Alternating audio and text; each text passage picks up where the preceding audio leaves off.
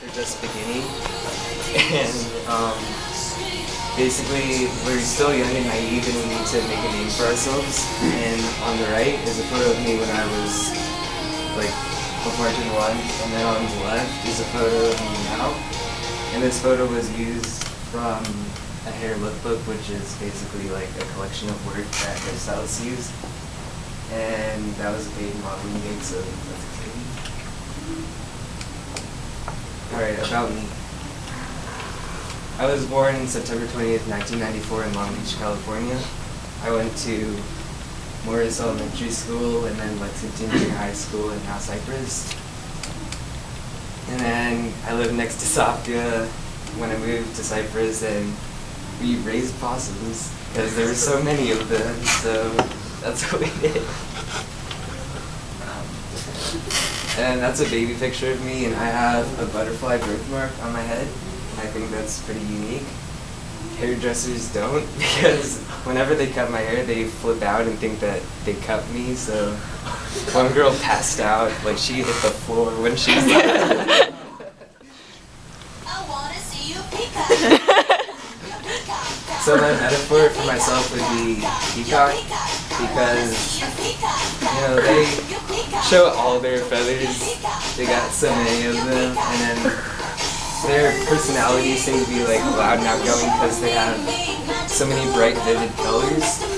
And I think that's great that they show so much of themselves to like get friends or mates, because that shows that they're not hiding themselves to talk to other people, and they're just being themselves.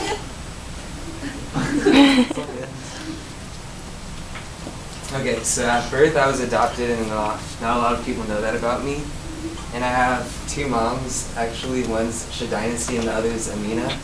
And then my older sister Crystal, and then my one-eyed cat Gato. I have a possum that I consider my pet since it's lived in my shed for the past 3 years. And Sophia, she decided to name him Henry, or her Henry, because she likes that name a lot. But yeah, that's my mom, my other mom, and then Crystal. And then that's my grandma, Bobo. Let's see. She's the most influential person to me, and she breeds Siberian cats, and that's like great because Siberian cats are from Russia, and they have less cat allergens, so they're good for people without, like, that can't own pets because they have allergies. So she's rich because a dog bit her middle finger off when she was a little kid, so their family has to pay her because she sued them for traumatic issues. So, but whenever she gets money, she donates to like recent disasters like the earthquakes or tornadoes. And she's very adventurous, and we go cliff diving, which is pretty fun.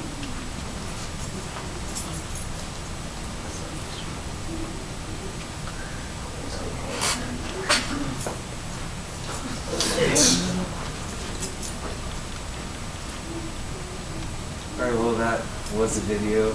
I don't know if that'll work.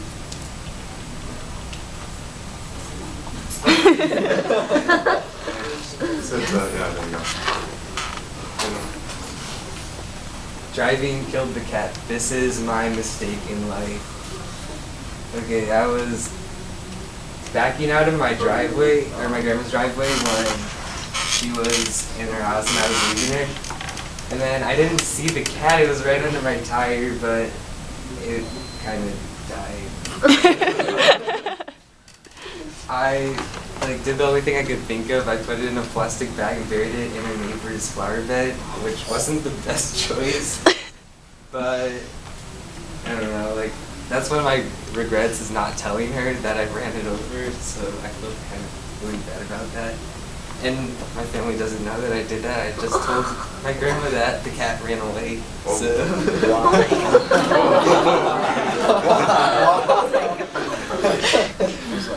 Yeah, that's her cat, Frederick Sickleton, before the accident. He was handicapped. He didn't have arm. So yeah, I feel bad.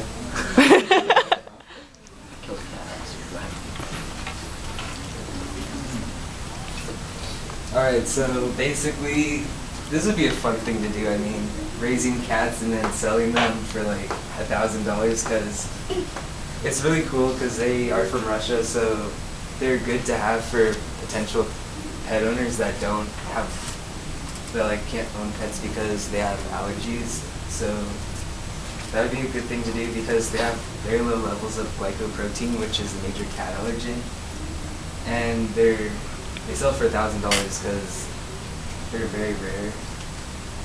And then that's mine from my grandma. It has one eye, but it's on the left side, so you can't see it. And the beach is my favorite place to be. And I go there for Long Beach junior lifeguarding, and I've done that since I was 10 years old, and I'm going back this year.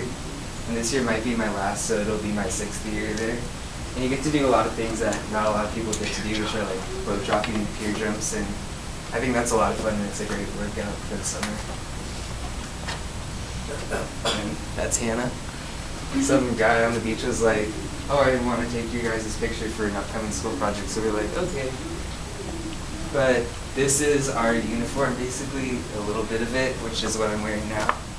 It's a red sweatshirt and then a regular shirt.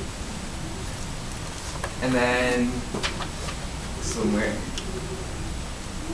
And then written dreams. So I love having memories because I write them down and because they're very unique and crazy. And so that's how I developed a passion for writing stories. And then I came into this English class because I want to get better at my English so that I can write better. And I plan to write novels when I grow up.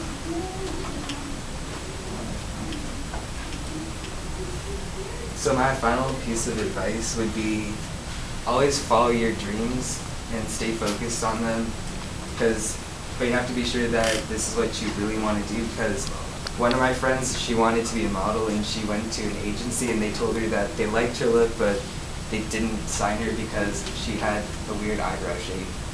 So it's like, that would suck. You go into an agency and they're like, we like you but your eyebrows aren't the right shape. So you have to be sure that it's something that you really want and you won't give up on it.